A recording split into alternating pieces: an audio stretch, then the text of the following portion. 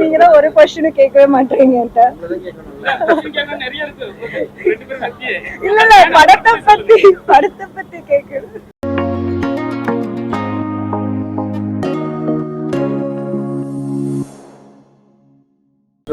Fresh ஷோக்கு வந்திருக்கோம். So ரொம்ப சந்தோஷமாக இருந்தது. எல்லாருடைய ரெஸ்பான்ஸும் அப்ரிஷியேட் பண்ணாங்க பயங்கரமாக. இந்த ஒரு ஹாலிவுட்டிஷான ஒரு அட்டெம்ப்ட்டு, அந்த ஸ்லாங்கு, இவங்களோட ஹார்ட் ஒர்க்கு, டேரக்டரோட ஆர்ட் ஒர்க் எல்லாமே பயங்கரமாக அப்ரிஷியேட் பண்ணுறாங்க.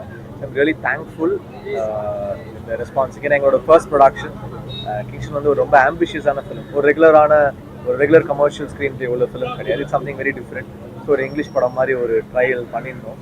And I'm very happy that they have received it so well, and I'm thankful. Thank you so much. And Deputy Kamal direct பண்ணிருக்காரு. பிரசன்ட் மீடியா எல்லாருக்கும் ரொம்ப thanks. So Kingston first படமாக பண்ணதுக்கு நான் ரொம்ப லக்கியாக இருக்கேன். எல்லாரோட ஃபீட்பேக்கும் ரொம்ப பாசிட்டிவாக இருக்குது. படத்துக்குள்ளே போக கொஞ்சம் டைம் ஆனாலும் செகண்ட் ஆஃப் எக்ஸ்பீரியன்ஸ் எல்லாருக்கும் நல்ல ஒர்க் ஆயிருக்கு. I'm very thankful for it. இந்த மாதிரி ஒரு வாய்ப்பு கொடுத்த ஜிவி சாருக்கும் ஜி ஸ்டுடியோஸ்க்கும் ரொம்ப நன்றி. தேட்டருக்கு வந்து இந்த தேட்ரிக்கல் எக்ஸ்பீரியன்ஸாக எல்லோரும் பார்த்து என்ஜாய் பண்ணோன்னு நான் நம்புகிறேன். தேங்க்யூ. ப்ரெஸ் அண்ட் மீடியா எல்லாருக்கும் தேங்க்ஸ். எல்லோரும் பாசிட்டிவான ஃபீட்பேக் கொடுத்தீங்க. பயங்கர பாசிட்டிவாக ஃபீல் பண்ணுறோம் நாங்கள் எல்லாம். We are very grateful. கண்டிப்பாக இது வந்து தியேட்டரில் பார்க்கக்கூடிய படம். நீங்கள் தியேட்டரில் போய் பாருங்கள், அதோட எக்ஸ்பீரியன்ஸே வேறு மாதிரி இருக்கும். And yeah, we are very grateful for the positive feedback. Thank you. ஏன்னா ஒரு பெரிய எஃபர்ட் பண்ணியிருந்தோம். அந்த எஃபர்ட் போட்டது வந்து அது எல்லாரும் மென்ஷன் பண்ணுறாங்க. பெரிய எஃபர்ட், பெரிய ஹார்ட் ஒர்க்கு, பெரிய ஒர்க் அப்படின்னு ப்ரெஸ் வந்து தட்டி கொடுக்கும்போது ரொம்ப சந்தோஷமாக இருக்குது. தேங்க்யூ. ஃபர்ஸ்ட் படம் டார்லிங் பேய் படம் பண்ணேன். அதுக்கப்புறம் இப்போதான் பேய் படம் பண்ணுறேன். தேங்க்யூ. இது ரொம்ப கஷ்டமான படம் ஷூட் பண்ணுறதுக்கு. ஏன்னா ஃபுல் படம் நம்ம கடலில் தான் வச்சு ஷூட் பண்ணுறோம். அதை வந்து பிளேஸ் பண்ணி இது எல்லாத்தையும் கிரியேட் பண்ணி இந்த வேர்ல்டு கிரியேட் பண்ணுறதே எங்களுக்கு ஒரு வருஷம் 3 மாதம் ஆச்சு. இதை நாங்கள் வந்து ரெடி பண்ணி எடுத்துகிட்டு வர்றதுக்கு. ஸோ எல்லாருடைய ஹார்ட் ஒர்க்கும் அது கடைசியில் தெரியுது ஸ்க்ரீன்லன்ற போது சந்தோஷம், ஹாப்பியாக இருக்குது. இது வேற கோல்டு, இது ட்ரெஷர், இது இன்னும் பயங்கர கோல்டு ஜாஸ்தியாக இருக்கும். தேங்க்யூ. அட்வென்ச்சர் ஃபிலிம் இது. செகண்ட் டைம் பேச்சுலர் மேடம் கூட சேர்றீங்க. என்ன அடுத்த பார்ட் ரெடியா வந்துட்டாங்களா? இல்ல கிங்ஸ்டன் 2 தான் ரெடி பண்ணிருக்கோம். சரி. அந்த பேயை வந்து காட்டிட்டீங்க. அது எதுல இருந்து ரெஃபரன்ஸ் எடுத்தீங்க? அதான் பேய் வந்து ரெஃபரன்ஸா நம்ம என்ன எடுத்தோம்னா, ஒரு கடலுக்குள்ள ஒரு ஒரு ஆள், கடல் அரக்கன் தான். அது ஒரு பாடி வந்து உப்பு தண்ணியிலே இருந்தால் என்ன ஆகுங்கிற ஒரு ஐடியா ஒன்று பண்ணியிருந்தோம். அது ஃப்ளஷ் எல்லாம் இருக்கும், ஸ்கின்னு மட்டும் பீல் ஆஃப் ஆகிடும். ஸோ ஹாஃப் ராட்டனாக இருக்கணுங்கிற ஒரு ஐடியா இருந்துச்சு. ஸோ அதுலேருந்து எடுத்து சின்ன சின்ன படத்தோட எலிமெண்ட்ஸ்லாம் ஆட் பண்ணியிருக்கோம். படத்தில் பார்த்தீங்கன்னா கடல் அட்டைன்னு ஒரு விஷயத்தை இன்ட்ரடியூஸ் பண்ணியிருக்கோம். ஸோ அது கொஞ்சம் அங்கங்கே வரும், போன்ஸ் கொஞ்சம் தெரியும். ஸோ அந்த மாதிரி இந்த லேண்ட்ஸ்கேப்பில் ஒரு ஹாஃப் ராட்டன் கிரீச்சர் இருந்தால் எப்படி இருக்குங்கிறது தான் டிசைன்.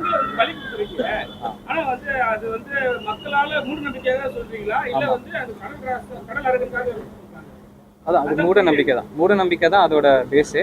அது சொல்ல வந்த கருத்தும் என்னன்னா, நம்ம சொசைட்டியாவும் தப்புன்னு தான் சொல்றோம். ஆமாம், சொசைட்டியாவும் நம்ம வந்து ஏதாவது ஒரு பிரச்சனையாச்சுன்னா முதல்ல அந்த பெண் சமூகத்தை ஈஸியாக அட்டாக் பண்ணிடுறோம், இல்லை அவங்கள ரெஸ்ட்ரிக்ட் பண்ணிடுறோங்கிறது தான் இந்த லேயரில் மீன் பண்ண ட்ரை பண்ணுறது. நம்ம ஊருக்கு ஏதோ பிரச்சனை அப்படின்னா கூட சம்மந்தமே இல்லாமல் இப்படி ஒரு விஷயத்த பண்ணுறாங்க. அது ஒரு மூட நம்பிக்கை வரும். ஒரு கிராமத்தில் ஒரு 40 வருஷமாக ஒரு பிரச்சனை இருக்குது அப்படின்னா அதை சரி பண்ணுறதுக்கு அவங்க என்னென்ன பண்ண முடியுமோ பண்ணுவாங்க. அதில் இது மூட நம்பிக்கையில் இது ஒன்று, அது தப்புன்னு தான் நம்ம சொல்கிறோம்.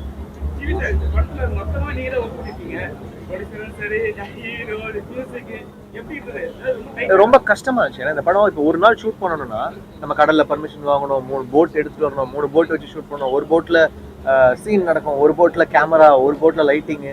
இதை நம்ம வந்து ஒருங்கிணைச்சு ஷூட் பண்றதே கஷ்டமா இருக்கும். அதுக்கப்புறம் ஒரு போட்டு அந்த அந்த அந்த லான்ச் செட்டே கிரியேட் பண்ணுவோம் ஹைட்ராலிக்ஸ் வச்சு. அதுக்கு வந்து ஒரு பெரிய ஃப்ளோர் தேவைப்பட்டது. அது மாதிரி ஃபுல்லாவே வி நீடட் ஒரு பெரிய சோர்ஸ் தேவைப்பட்டது, ஒரு பெரிய உழைப்பு தேவைப்பட்டது. எல்லாருமே ரொம்ப ஹார்ட் ஒர்க் போட்டு உழைச்சிருக்காங்க. எல்லாருமே ஸ்டண்ட் மாஸ்டர், கேமராமேன், ஆர்டிஸ்ட். ஸ்டார்டிங்ல வந்து சொல்லிருக்கீங்க படிச்சு முன்னேறிக்கலாம் அப்படிங்கிற, படிக்காம நீ முன்னேறிக்கலாம், படிச்சு அப்படி அதான் அது வந்து என்னன்னா, இப்போ இந்த ஊர்ல இருக்கிறவங்களோட வாழ்வியல் என்ன நம்ம காட்டுறோம். ஸோ அவங்களுக்கு வந்து ஒரு எப்படி சொல்ற, ஒரு எந்த ரிசோர்ஸும் இல்லாத ஒரு கிராமத்தில் இருக்கிறவங்க தான் இவங்க. ஸோ அவங்களுக்கு அவங்களால படிக்கவும் முடியல, படிக்காமல் ஒரு கஷ்டப்பட்ட லைஃப்பில் தான் இருக்காங்க. அவங்களுக்கு அந்த பையனை பார்க்கும்போது அவங்க மென்டாலிட்டியில் அப்படி அவனுக்கு சொல்லுவாங்க, படிச்சிருந்தா கூட படிக்கலனா கூட எங்களை மாதிரி நீ ஏதோ பண்ணியிருப்ப, படித்ததுனால நிறைய கேள்வி கேட்பான் பாரு, அப்படி தான். நம்ம வந்து அதை கருத்தாக சொல்ல. ஆமாம், அந்த ஊரில் இருக்கிறவங்களுக்கு அதுதான் ரெஸ்ட்ரிக்ஷன். அவங்க வந்து ப்ராப்பரான எஜுகேஷன் கிடச்சி வேறு வேலைக்கு போய் அப்படி போகல. அந்த மீனவ கிராமத்தில் அவங்க ஒடுக்கப்பட்டு அங்கே மாட்டிக்கிட்டு இருக்காங்க. அதை அந்த லைஃப்பை ரிஃப்ளெக்ட் பண்ணுறதுக்கு இந்த மாதிரி டைலாக்ஸ் தேவைப்பட்டுச்சு. சின்ன ஒரு ஊத்தல் மட்டும் அதுக்கு தெளிவுபடுத்துறேன். மீனவர் பசங்களாம் வந்து மேக்ஸிமம் வந்து கடலுக்கு ரொம்ப பிடிக்க மாட்டாங்க. சரிங்களா? இதுல வந்து நீங்க வந்து அப்படிதான் காட்டியிருக்கீங்க. சார் எதனால காட்டுறீங்க? இல்லை, அது அந்த பர்டிகுலர் கேரக்டருக்கு தான் நம்ம காட்டியிருப்போம். அவன் ஸ்டார்டிங்லேருந்தே கொஞ்சம் பயம் ஜாஸ்தியாக இருக்கிற கேரக்டராக இருக்கும். இவங்க இது இப்போ சாதாரணமாக மீன் பிடிக்க போகிறது வேறு. இப்போ நம்ம பார்த்தீங்கன்னா ஃபர்ஸ்ட் ஹாஃபில் மீன் பிடிக்கிற ஃபர்ஸ்ட் ஹாஃபில் இவங்க அந்த ஸ்மகிள் பண்ணுற எபிசோட்ஸ் இருக்கும். அதில் வந்து இந்த மாதிரி எந்த காட்சியும் இருக்காது. செகண்ட் ஹாஃப்ல இவங்க போகிறதே உள்ளே போனால் எவனும் உயிரோடு திருப்பி வந்ததில்லைங்கிற மாதிரியான கடலுக்குள்ளே போகிறாங்க. ஸோ போகும்போதே அந்த பயம், இது ஒரு ஃபேண்டசி. அது இப்போ நஜம் கடல் மீன் பிடிக்க நார்மலாக அவங்க போகல. ஒரு அமானுஷ்யமான கடலில் இது வரைக்கும் போய் எவனும் உயிரோட வராத கடலில் போகிறான். ஹீரோ அந்த முடிவு எடுத்துகிட்டு போகிறாரு. இவர் கூட இருக்கிறவர் அங்கே போனால் எப்படா வர முடியும், எனக்கு பயமாக இருக்குது அப்படின்றான். ஸோ அவன் பயத்துக்காக அதை எடுத்துகிட்டு போகிறானே தவிர அந்த எக்ஸ்ட்ரீம் ஃபியர், எக்ஸ்ட்ரீம் சுச்சுவேஷனுக்கு அவன் அப்படி பண்ணுறாங்கிறது தான்.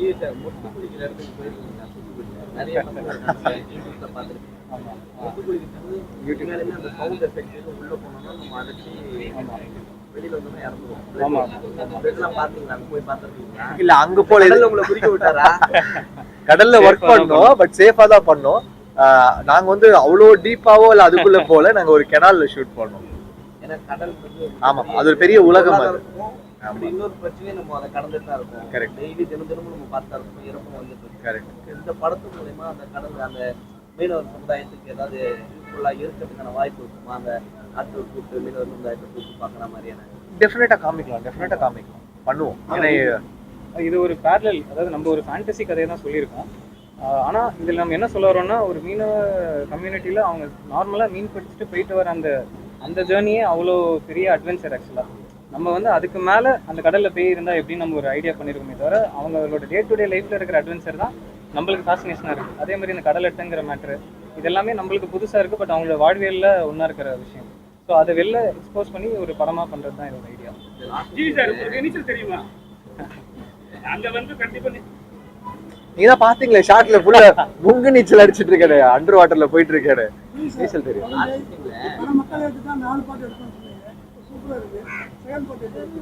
கண்டிப்பா இந்த இயர் எண்ட் ஸ்டார்ட் பண்ணிடுவோம். அக்டோபர்ல ஸ்டார்ட் பண்ணிடுவோம். சமீபத்துல 2 மாசமா பாத்தீங்கன்னா ரத்த வாடை உள்ள படங்கள் வரல.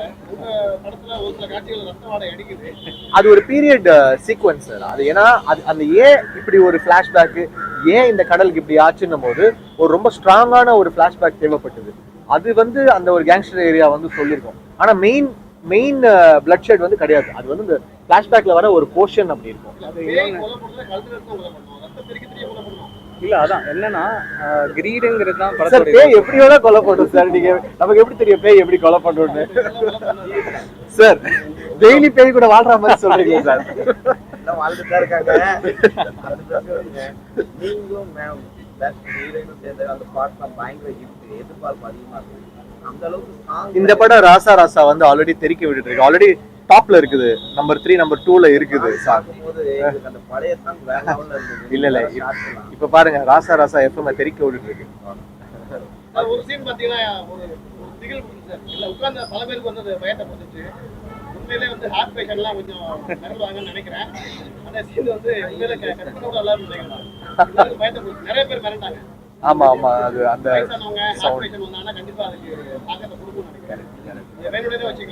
சார் பயமுறுத்துறதுக்கு ஒரு பேய் படத்துல டிஃபரெண்டா இந்த மாதிரி சீக்வென்சஸ் இருக்கும்.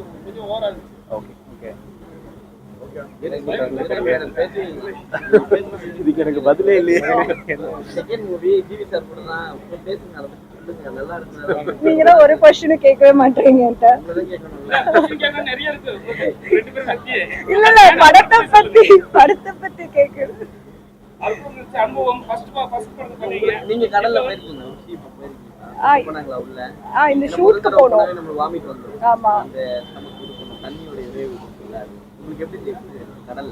ஃபர்ஸ்ட் டைம், அதனால பயங்கரமா இருந்தது, கஷ்டமாவும் இருந்தது, நல்லாவும் இருந்தது.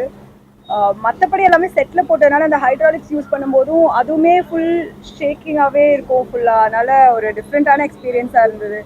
அண்ட் இதில் லுக்காகவே 2 பேருக்குமே வேறு மாதிரி இருக்கும், பேச்சுலருக்கும் இதுக்கும். ஸோ அதெல்லாம் உங்களுக்கு பிடிச்சிருக்கும்னு நினைக்கிறேன். இதுல ராசா எனக்கு ரொம்ப பிடிச்சிருந்தது. Thank you. Okay, thank you all, thank you.